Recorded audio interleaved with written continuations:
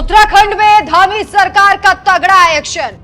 भू कानून तोड़ने वालों पर होगी बड़ी कार्रवाई।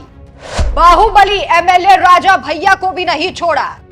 ताबड़तोड़ एक्शन से उत्तराखंड में मची खलबली।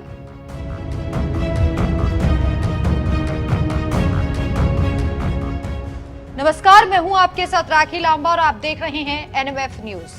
देवभूमि उत्तराखंड की सत्ता संभाल रहे मुख्यमंत्री पुष्कर सिंह धामी की सरकार लगता है इस वक्त फुल फॉर्म में नजर आ रही है। इसलिए चाहे अवैध मजार के नाम पर जमीन कब्जा करने वाले लोग हों या फिर सरकारी नियम कानून तोड़कर जमीन खरीदने वाले लोग हों, किसी को भी धामी सरकार नहीं छोड़ रही है। यहाँ तक कि प्रतापगढ़ के बाहुबली विधायक राजा भैया की पत्नी की जमीन भी जब्त कर ली गई है। तो वहीं अब तालों में नैनीताल में एक बार फिर धामी सरकार ने तगड़ा एक्शन लिया और बड़ी संख्या में लोगों की जमीन को कब्जे में लेने की तैयारी शुरू कर दी।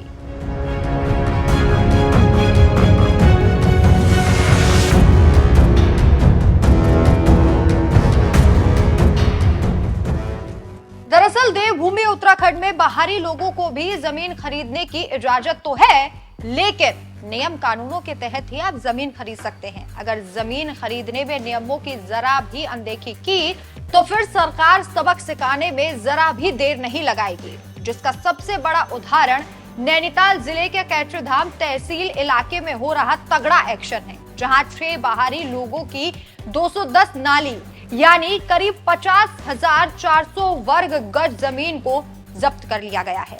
एसडीएम वीसी पंत की ओर से गठित की गई टीम ने जांच में पाया कि 6 लोगों ने जमीन खरीदने में नियम कानून को ताक पर रखने की कोशिश की, जिसकी वजह से चोरसा में पीयूष सिंघानिया की 50 नाली जमीन पर हुई कार्रवाई, कूल में महस्पति पवार की 100 नाली जमीन पर तगड़ी कार्रवाई, छिमी में एक और प्यूडा में 3 लोगों की 60 नाली जमीन पर कार्रवाई। इन 6 बाहरी लोगों ने नैनीताल में जमीन तो खरीद लिया, लेकिन खतौनी में इनकी जमीन का ब्यौरा है ही नहीं, जिसकी वजह से अब इन लोगों की करीब 50,400 वर्ग गज जमीन को जब्त कर इसे राज्य सरकार को सौंपने की तैयारी हो रही है। तो वहीं एसडीएम वीसी पंत ने जब्ती की इस कार्रवाई को लेकर कहा कि तहसील क्षेत्र के चौरासा में पीयूष सिंघानिया की 50 नाली जमीन और कूल में महस्पति पवार की 100 नाली जमीन मामले में राज्य सरकार को रिपोर्ट भेजी गई है। इसके अलावा चिम्मी और प्यूडा में 3 व्यक्तियों की 60 नाली जमीन के मामले हैं, जो राजस्व रिकॉर्ड में दर्ज नहीं है।